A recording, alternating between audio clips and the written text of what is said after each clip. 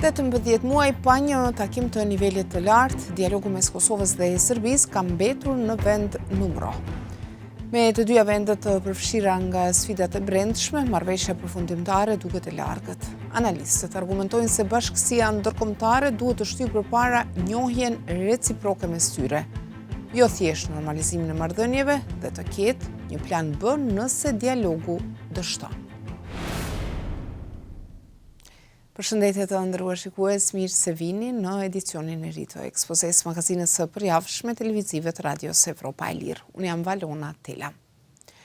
Vizita parë e Peter Sorensenit në Prishtinë, si i dërguari i Bashkimit Evropian për dialogun Kosovë-Serbi, erdhi në një moment kur ky proces nuk duket se është në agjendën e dikujt. Në Kosovë vëmendja mbetet e çështjet pas zgjedhore, ndërsa Serbia përballet me protesta dhe trazira të brendshme. Pavarësisht këtyre, mesazhi i emisarit evropian ishte i qartë. Dialogu duhet të vazhdojë. Dialogu është për të siguruar që të ketë takime. Se a do të thot kompromis ajo, ju takon palëve për ta përcaktuar. Dialogu është për këtë dhe këtë jemi duke bërë që nga viti 2011. Para 14 vjetësh kanë nisur rundet e para të bisedimeve mes Kosovës dhe Serbisë të ndërmjetësuara nga Bashkimi Evropian. Ndër vite ato janë zhvilluar herë më me vrull, herë më ngadalë. Ka pasur me tjetra marrëveshje zotime, por shumë prej tyre nuk janë zbatuar. Udhëhecit ndërkohë kanë ndruar në Bruksel, në Prishtinë, në Beograd, por njësoj kanë ndruar edhe narrative. Nëse dikur flitej për njohjen në ndërsjellë si qëllim kryesor, tani flitet vetëm për normalizimin e marrëdhënieve. Sorensen, pasi takoi krerët shtetëror të Kosovës, theksoi nevojën për të vazhduar dialogun, por tha se do që t'i dëgjoj të dyja palët përpara se të vendosë për hapat e ardhshëm. Qëllimi është që të vazhdoj procesi dhe të ecet përpara. Unë kam diskutime këtu në Prishtinë, por më duhet të shkoj edhe në Beograd. Pasi t'i zhvilloj këto biseda, do të ulem dhe do të shoh se ku jemi. Dy palët duket se nuk janë askund afër. Bisedimet të nivelit të lartë mes tyre nuk ka pasur qysh në shtator të vitit 2023. Më 14 të atij muaji, kryeministri i Kosovës Albin Kurti dhe presidenti i Serbisë Aleksandar Vučić janë takuar në Bruksel me ndërmjetësimin e udhëheqësve të atëhershëm evropian Josep Borrell dhe Miroslav Lajčak.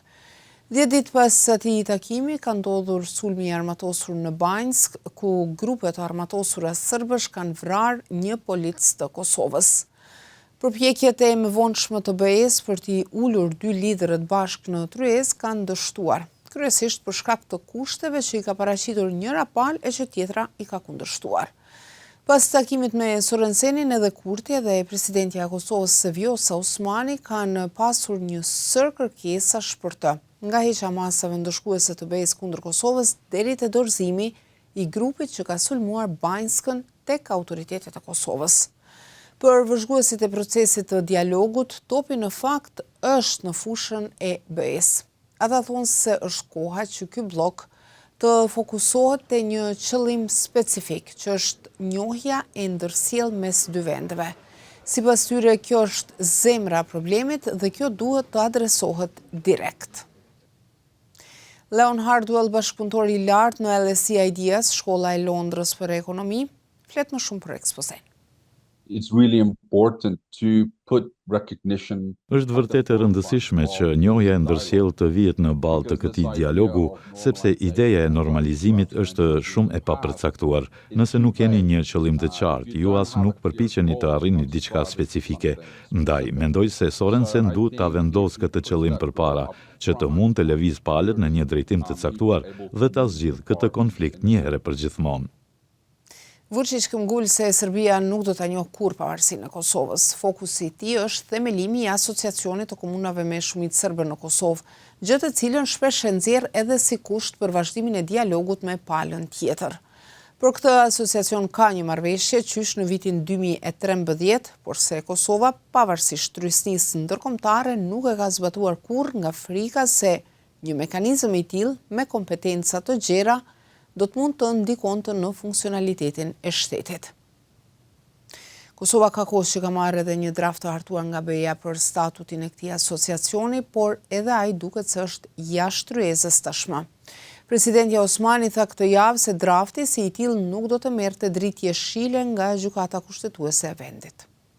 Unë personalisht besoj se nuk janë në përputhje me Kushtetutën e Republikës së Kosovës, nuk janë në përputhje as me vlerat dhe normat e Bashkimit Evropian dhe standardet e Këshillit të Evropës pastaj, dhe po ashtu nuk janë në përputhje me vendimin e gjykatës kushtetuese të vitit 2015.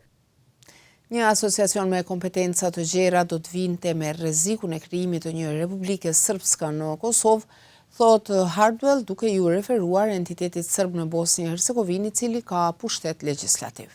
There is a strong perception that the association will help to move. Ekziston një perceptim i fortë se asociacioni do të ndihmonte në përparimin e dialogut, por unë jam shumë skeptik për këtë.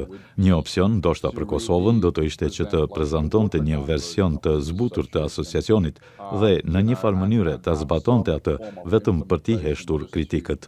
Por theksoj se zbatimi i asociacionit me kompetenca të forta ekzekutive do bëhej mjaft problematik për Kosovën. Kurt Bastuner nga Këshilli për Politikën e Demokratizimit në Berlin thot se Bosnja e Hercegovina për shkak të organizimit të brendshëm që ka mbetur çështje hapur prej dekadash. Nuk e përjashton mundësinë që edhe kontesti mes Kosovës dhe Serbisë të mbetet i tillë, ndaj sugjeron që të gjitha palët i kthehen qëllimit të deklaruar fillestar, njohjes së ndërsjellë. Nobody talks about mutual recognition anymore. It's always Askush nuk flet më për njohje të ndërsjellë. Të gjithë flasin për një normalizim dhe kjo nuk është në interesin e Kosovës, e do të thosha se nuk është as në interesin e një Serbie demokratike. Democratic Serbia's interests either. Në vazhdim e ndryshimeve të shpejta gjeopolitike, Bastuner thot se Ballkani Perëndimor në përgjithësi është një rajon ku BE-ja ka potencial të madh për të ndikuar në stabilizimin e situatës dhe çështja e Kosovës dhe e Serbisë sipas tij është thelbësore për këtë stabilitet. And I would hope that there would be a reassessment and realignment of policies. Shpresoj të ketë një rivlerësim dhe riorganizim të politikave nga Bashkimi Evropian. Nuk shoh ende asnjë provë në këtë, as në institucionet e BE-s dhe as në shtetet anëtare, edhe pse duhet kohë më e gjatë për ta kthyer anijen në drejtim tjetër. Është e kuptueshme që janë fokusuar në atë se si t'i ndihmojnë ukrainasit, nëse amerikanët tërhiqen, si ta mbrojnë veten në mënyrë legjitime. Këto janë prioritete, por Ballkani Perëndimor është i vetmi vend në botë ku BE-ja mund të jetë vërtet vendimtare.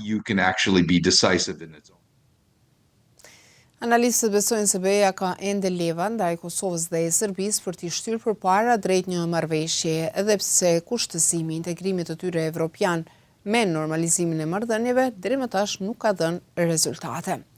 Hardwell thotë se perëndimi duhet të ketë një plan të qartë B nëse dialogu dështon. One of the solutions that I've been advocating is that I think Një nga zgjidhjet mund të jetë që 5 shtetet që nuk e kanë njohur ende Kosovën ta njohin atë, sepse në atë rast Serbia nuk mund të thotë se çështja e njohjes së Kosovës është ende në ajër.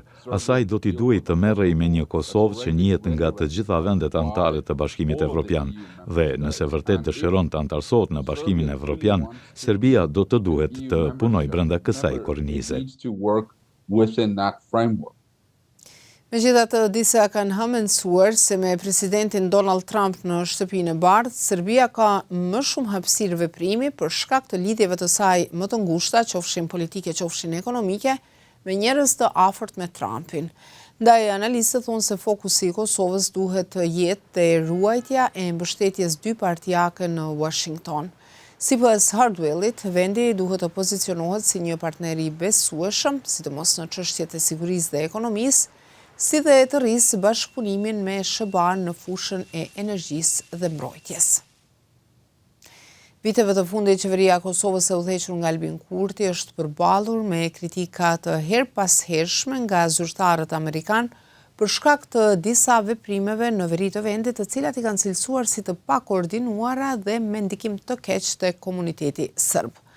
Kontakti i fundit i ditur që Kosova ka pasur me shtëpinë e bardhë ka qenë një letër që presidenti Trump i ka dërguar presidentit Osmani me rastin e 17 vjetorit të pavarësisë së Kosovës në muajin shkurt. Në atë letër, Trump është zotuar për zgjerimin e lidhjeve me Kosovën dhe nuk e ka përmendur fare dialogun për normalizimin e marrëdhënieve ndërmjet Prishtinës dhe Beogradit. Në BE nuk janë përgjigjur pyetjes së Radios Evropa e Lirë nëse planifikojnë të thrasin ndonjë takim mes udhëheqësve të dyja vendeve së shpejti. Po ashtu nuk është e qartë nëse ata do t'i përgjigjeshin ftesës. Me Kosovën ende pa qeveri të re pas zgjedhjeve të shkurtit dhe me protestat e vazhdueshme në Serbi, vetmja gjë që lëviz me siguri përpara është kalendari. Shikues të nderuar, kështu kemi ardhur në fund të këtij edicioni të Ekspozes. Ju vazhdoni të na përcjellni në faqen tonë në internet në adresën evropaelir.org, si dhe në llogaritë Radio Son në Facebook, X, Instagram dhe YouTube. Bashkë takohemi sërish të premten e ardhshme. Mirëmbëjtje.